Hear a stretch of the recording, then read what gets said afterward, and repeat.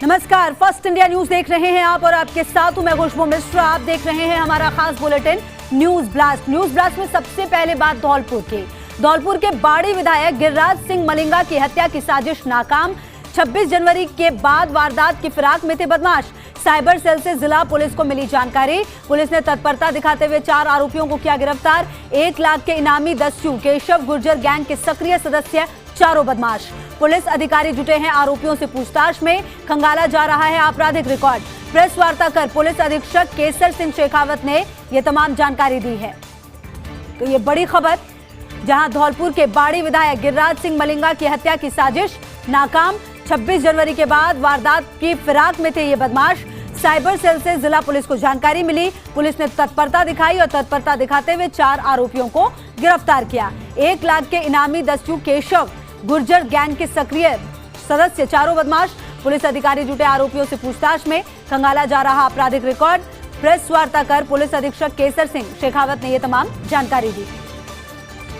और हमारे संवाददाता विनोद ज्यादा जानकारी के लिए इसी खबर पर हमारे साथ। विनोद, ये बड़ी खबर मिल रही है, विधायक गिरिराज सिंह मलिंगा की हत्या की साजिश की गई जो नाकाम हुई। 26 जनवरी के बाद इस वारदात को अंजाम देना था। क्या कुछ जानकारी मिल पा रही है इस पूरे मामले में? देखो, खुशबू, पूरे मामले की बात करें तो कहीं ना कहीं बागी, बीहड़ और बंदूक का धौलपुर से नाता रहा है। इसी को लेकर जिला पुलिस के लिए लगातार सरदर बना हुआ था। डकैत केसर गुर्जर 1 लाख के आसपास का इनाम ही है। इसको लेकर 26 अक्टूबर को भी पुलिस से मुठभेड़ के दौरान एक कांस्टेबल गोली लगी थी। जब से एसपी केसर सिंह ने नेतृत्व किया, उसके बाद लगातार डांग में सर्जन अभियान जारी था। इस दरमियान बीच में पुलिस को एक सूचना और मिली थी कि दस्यु केशव गुर्जर है, वो अपनी गैंग के साथ एक पगली जो जीएसएस था वहां पर उसने चिन्ह दिया था वसूली के लिए, जिसके बाद लगातार पुलिस वहां पहुंची। वहां दोबारा फायरिंग बने रहिए आप हमारे साथ। विनोद, हमारे साथ केसर सिंह शेखावत एसपी जुड़ गए हैं हमारे साथ। सर, इस पूरे मामले में क्या कुछ जानकारी मिल पा रही है और जो अपराधी हैं क्या उन्होंने अपनी संलिप्तता स्वीकार की है कि वो इस तरह से कुछ घटना को अंजाम देने वाले थे? क्या कुछ जानकारी सर? जी, केशव गुर्जर गैंग है वो 3 स्टेट्स में एक्टिव है, राजस्थान, मध्य प्रदेश और उत्तर प्रदेश जी। इसमें पुलिस के साथ धरपकड़ के प्रयास के दौरान 3 बार मुठभेड़ हुई है जी। 26/10 को जो मुठभेड़ हुई उसमें एक हमारा पुलिस कांस्टेबल भी इंजर्ड हुआ और इसके साथ के 3 बदमाश पकड़े गए थे। उसके बाद 27/12 को दोबारा एक मुठभेड़ हुई जिसमें केशव गुर्जर और उसके 2 साथी इंजर्ड हुए थे। इनमें से एक पकड़ा गया, 2 पकड़ में नहीं आए थे। इसके बाद अभी हाल ही में इसके जो सक्रिय सदस्य है उसकी 18/1 को मुठभेड़ हुई लादेन की। उसमें भी लादेन को काफी हथियारों के जखीरे के साथ पकड़ा गया है जी।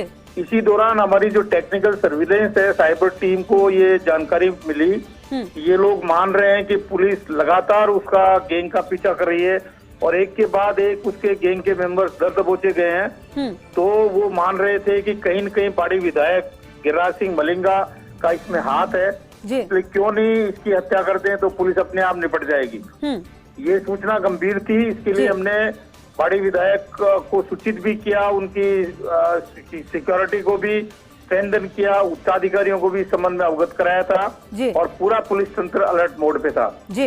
इसी दौरान रिसेंटली एक अन्य जानकारी टेक्निकल सर्विलेंस पे मिली कि पुलिस निरंतर हमारे पीछे पड़ी हुई है, इसलिए पुलिस का डिमोरलाइज करने के लिए 26 जनवरी को 5-6 गंभीर वारदातों को अंजाम देते हैं, क्योंकि काफी गंभीर मामला था और तत्काल इस घटना को रोकने के लिए उसमें केशव गुर्जर भी वहां पे साजिशकर्ताओं के पास आने वाला था।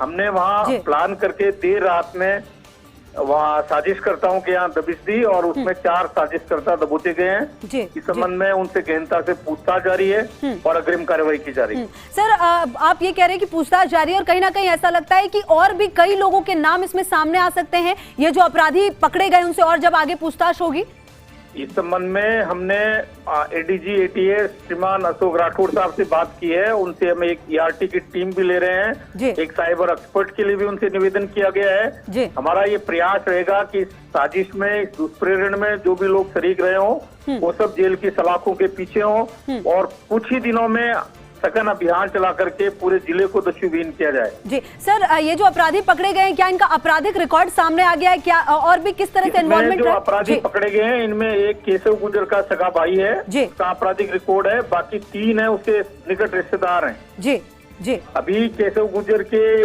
घायल होने के बाद वो भूमिगत है और केवल यही लोग थे जो उसको प्रोवोक कर रहे थे, उसका सहयोग कर रहे थे, हमने इस चेन को ब्रेक किया है और हम पूरे आशान्वित हैं कि आने वाले दिनों में वो भी जेल की सलाखों के पीछे होगा। सर, इस पूरे मामले में आपकी गिरिराज सिंह मलिंगा से कोई बातचीत हो पाई है क्या? उन्होंने कुछ और बताया इस पूरे मामले में? अभी मेरी उनसे बात नहीं हो पाई है और न उनको हमारी जो टेक्निकल सर्विलेंस पे जानकारी मिली है हम लोगों के पास है, वो अभी तक हमने उनको कोई शेयर नहीं किया है। इसलिए उनके पास क्या जानकारी है या उन्होंने क्या अपना कमेंट किया है वो मुझे कोई जानकारी। जी, बहुत बहुत शुक्रिया सर आपका हमारे साथ जुड़ने के लिए और बातचीत करने के लिए। तो खुद हमारे साथ एसपी साहब जुड़े थे, जिनका ये कहना है कि एक जो अपराधी हैं उनका तो रिकॉर्ड सामने आ चुका है उसका, और लगातार हमारे सहयोगी विनोद भी हमारे साथ जुड़े हुए हैं। विनोद, तमाम जानकारी एसपी ने दी। बड़ी बात यह भी है कि एक बड़ी सफलता के तौर पर देखी जानी चाहिए, बड़ी प्लानिंग में थे ये अपराधी। बिल्कुल, पूरे मामले की बात करें लगातार 2 महीने से एसपी केसर शेखावत ने खुद नेतृत्व कर रखा था। पूरी डांग क्षेत्र में खुद कॉम्बिंग कर रहे थे, दिन और हो या रात लगातार पुलिस की आधा दर्जन से ज्यादा टीमें कॉम्बिंग कर रही थी। इसी का परिणाम है कि लगातार 2 बार डकैत जो केसर गुजर है 1 लाख का जो इनामी है, उसने लगातार 2 बार वारदातों को अंजाम देने का प्रयास किया, लेकिन कहीं ना कहीं पुलिस की मुस्तैदी और जिला पुलिस अधीक्षक का नेतृत्व आया जिसमें कहीं वो सफल नहीं हो पाया। आज जो बड़ी वारदात थी गिरिराज सिंह मलिंगा की हत्या को लेकर, उसको भी नाकाम करने के बाद कहीं ना कहीं पुलिस की बड़ी सफलता मानी जा रही है। जी खुशबू। जी बिल्कुल, और विनोद, कहीं ना कहीं इस तरह के मामले कई सारे सवाल भी खड़े करते हैं। देखिए कि किस तरह से ये अपराधियों के हौसले बुलंद हैं, पूरी तारीख तय कर रखी है, पूरा गैंग तैयार होता है इस तरह की घटनाओं को अंजाम देने के लिए। एक बड़ा सफलता इससे साथ ही साथ और सीख भी आगे के लिए। कहीं ना कहीं पूरा मामले को माना जाए तो एसपी केसर सिंह लगातार, क्योंकि पूर्व में भी इनकी जो सेवाएं थी 10वीं को सीओ बारी रह चुके हैं, तो कहीं ना कहीं पूरे क्षेत्र से भौगोलिक परिस्थिति अवगत है। लगातार एसपी बनने के बाद से जैसे ही केशव गुर्जर ने मुठभेड़ होने के बाद एक पुलिसकर्मी को गोली लगती है, उसके बाद लगातार मोर्चा सभा लगातार 2 महीने से डांग क्षेत्र में खुद मॉनिटरिंग कर रहे हैं। लगातार पुलिस की अलग अलग टीमें, कम से कम आधा दिन टीमें हर प्रतिदिन जाती हैं, कॉम्बिंग करती हैं। कहीं ना कहीं इसी की सफलता का कारण है कि इनामी दस्यु लादेन जो कि केशव गुर्जर गैंग का सक्रिय सदस्य, उसको गिरफ्तार किया, उसके साथियों को गिरफ्तार किया, और आज गिरिराज सिंह मलिंगा जो विधायक है उनकी हत्या की जो साजिश कर रहे थे उन लोगों को भी गिरफ्तार करने के बाद एक बड़ी जो साजिश थी उसको नाकाम भी किया है। जी बिल्कुल, लगातार नजर रहेगी। बहुत बहुत शुक्रिया विनोद आपका इन तमाम जानकारियों के लिए और बातचीत करने के लिए। और इस पूरे मामले में आपको सुनाते हैं कि एसपी साहब का क्या कुछ कहना है। कब्जा पुलिस में लिया गया है, उनमें एक केशव का सगा भाई छोटू उर्फ गब्बर सिंह है, जिसके पूर्व से आपराधिक रिकॉर्ड है। दूसरा एक जो भोला जो केशव की उसी का लड़का है, उसका और उसके 2 सगे भाई सत्यवीर उर्फ सत्तो और हरिओम पुत्र रणवीर सिंह गुर्जर हैं। इनको कब्जा पुलिस में लिया जाकर अभी अनुसंधान किया जा रहा है। इनके मोबाइल भी पुलिस कब्जे में लिए गए हैं और उनसे साइबर टीम द्वारा गहनता से छानबीन करके केशव गैंग के पूरे नेटवर्क की जानकारी हासिल करने की कोशिश की जा रही है। सर, हथियार वगैरह भी बरामद हुए? अभी चूंकि देर रात्रि में दबिश दी और पुलिस का पहला मकसद ये था कि ये कब्जे में आए। अभी इनसे अनुसंधान के दौरान ये जानकारी मिलेगी कि इनके पास क्या क्या हथियार थे, कहाँ। चलिए आगे बढ़ते, बात कांग्रेस वर्किंग कमेटी की करते हैं, जिसमें गहलोत की खरी जी। हाँ, गहलोत ने झकझोरा वरिष्ठ नेताओं की आत्मा को और उन्हें याद दिलाई गांधी परिवार के एहसानों की। अध्यक्ष चुनाव को लेकर हो रही चर्चा के बीच भावुक होकर गहलोत ने पूछा वरिष्ठ नेताओं से, कहा जो कुछ आपको और मुझे मिला वो पार्टी की वजह से। आपको आज पार्टी को मजबूत करना चाहिए। 5 राज्यों के चुनाव हैं, उस पर आपका फोकस होना चाहिए। किसानों के मुद्दे को आपको उठाना चाहिए। 5 राज्यों के चुनाव और किसानों का मुद्दा संगठन के चुनाव से ज्यादा जरूरी। वहीं आनंद शर्मा ने इस पर कहा संगठन को मजबूत करना भी जरूरी। गहलोत ने कहा बहुत से लोग चुनाव की बात कर रहे हैं, किसी को पता है अमित शाह और जेपी नड्डा कैसे अध्यक्ष बने? इस पर आनंद शर्मा ने दी प्रतिक्रिया। कहा हमने कभी सोनिया गांधी या राहुल को लेकर कुछ नहीं कहा, पर ये अब आम बात हो गई है, हमारे लिए ऐसा कहा जाता है। अंबिका सोनी ने कहा गहलोत जी ने आपके लिए नहीं बोला है आनंद जी। इस पर आनंद शर्मा ने कहा हमें टारगेट करके बोला जाता है, जबकि हमारे 40 साल से कांग्रेस में संबंध है। इसके बाद राहुल गांधी ने किया बीच बचाव, कहा आप दोनों अपनी अपनी जगह सही, अब आगे बढ़ो। तो कहीं ना कहीं आज जो सीडब्ल्यूसी की बैठक हुई है उसमें मुख्यमंत्री गहलोत ने बिल्कुल खरी बातें रखी हैं और साथ दिया है और साथ ही सवाल भी उठाए। उन्होंने कहा 5 राज्यों के चुनाव और किसानों का मुद्दा संगठन के चुनाव से ज्यादा जरूरी। वहीं आनंद शर्मा ने इस पर कहा संगठन को मजबूत करना भी जरूरी। गहलोत ने कहा बहुत से लोग चुनाव की बात कर रहे हैं, किसी को पता है अमित शाह और जेपी नड्डा कैसे अध्यक्ष बने? इस पर आनंद शर्मा की प्रतिक्रिया सामने आई। उन्होंने कहा हमने कभी सोनिया गांधी या राहुल को लेकर कुछ नहीं कहा, पर यह बात अब आम हो गई, हमारे लिए ऐसा कहा जाता है। चलिए आगे बढ़ते हैं। आपको बताएं, मुख्यमंत्री गहलोत की केरल यात्रा। गहलोत को लेने जयपुर आए दिल्ली के वरिष्ठ नेता। पार्टी के 3 वरिष्ठ नेता पहुंचे थे एयरपोर्ट। केसी वेणुगोपाल, शशि थरूर और तारिक अनवर पहुंचे थे जयपुर। गहलोत को लेने दिल्ली से जयपुर पहुंचे थे तीनों नेता और इसके बाद चारों नेता एक साथ रवाना हुए केरल प्रवास पर। जयपुर से स्पेशल चार्टर्ड विमान से रवाना हुए त्रिवेंद्रम के लिए, तो क्योंकि बड़ी जिम्मेदारी है मुख्यमंत्री गहलोत के कंधों पर भी, और ऐसे में ये केरल यात्रा बहुत महत्वपूर्ण मानी जा रही है। और गहलोत को लेने जयपुर आए दिल्ली के वरिष्ठ नेता। दिल्ली से पार्टी के 3 वरिष्ठ नेता पहुंचे थे एयरपोर्ट। केसी वेणुगोपाल, शशि थरूर और तारिक अनवर पहुंचे थे। गहलोत को लेने दिल्ली से जयपुर पहुंचे थे तीनों नेता और इसके बाद चारों नेता एक साथ रवाना हुए केरल प्रवास पर। जयपुर से स्पेशल चार्टर्ड विमान से रवाना हुए त्रिवेंद्रम के लिए। तो ये महत्वपूर्ण दौरा माना जा रहा है मुख्यमंत्री गहलोत का। चलिए आगे बढ़ते हैं। झालावाड़ के सियासी गलियारों की गपशप। राजनीतिक नियुक्तियों को लेकर जिले में खलबली। जिले में कांग्रेस के दोनों कैंप हुए एक्टिव और जयपुर से दिल्ली तक घुमाए जा रहे फोन। एक महिला नेता समेत 3 नेताओं का संपर्क आला नेताओं से। जिले में राजनीतिक नियुक्तियों में भागीदारी की हो रही कोशिशें। ऐसे में जिले से किसी न किसी को नियुक्ति मिलने की उम्मीद है। तो कहीं ना कहीं बड़ी खबर यह भी है अपने आप में, झालावाड़ के सियासी गलियारों की गपशप है, जहां राजनीतिक नियुक्तियों को लेकर जिले में खलबली है। जिले में कांग्रेस के दोनों कैंप एक्टिव हुए हैं और जयपुर से दिल्ली तक घुमाए जा रहे हैं फोन। कोलकाता में चुनाव आयोग की प्रेस कॉन्फ्रेंस। बंगाल चुनाव को लेकर सीईसी सुनील अरोड़ा ने की प्रेस कॉन्फ्रेंस। कहा, पुलिस अधिकारियों के साथ बैठक की। राज्य के डीजीपी, मुख्य सचिव और गृह सचिव के साथ बैठक की। पश्चिम बंगाल के सभी दलों के साथ बैठक की।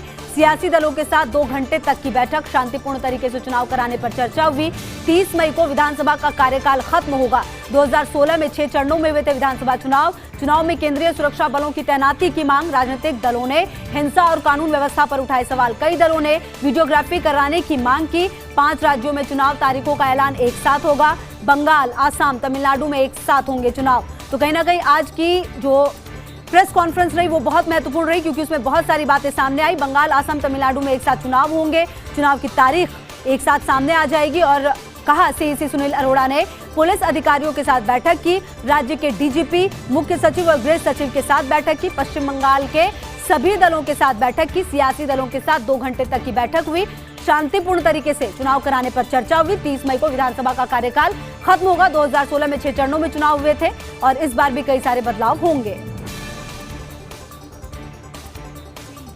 आपको बताएं, मुख्य सचिव निरंजन आर्य की सादगी। करीब 2.5 माह बाद सीएस को मिलने वाले मूल आवास में शिफ्ट हुए निरंजन आर्य। जब से सीएस बने तब से खुद का ओटीएस वाला बंगला ही आ रहा था रास। पहले की तरह गमजोशी और बेबाक तरीके से मिलते रहे सभी से। अब जाकर हुए मूल सीएस के निवास में शिफ्ट। सीएस रहते हुए पुराने बंगले में 2 माह तक रहे मुख्य सचिव निरंजन आर्य। शायद निरंजन आर्य ऐसे पहले सीएस जो इतने दिनों के बाद सीएस बंगले में शिफ्ट हुए हैं। तो सादगी एक बार फिर से सीएस निरंजन आर्य की देखने को मिली है। करीब 2.5 माह बाद सीएस को मिलने वाले मूल आवास में शिफ्ट हुए निरंजन आर्य। जब से सीएस बने तब से खुद का ओटीएस वाला बंगला ही रास आ रहा था।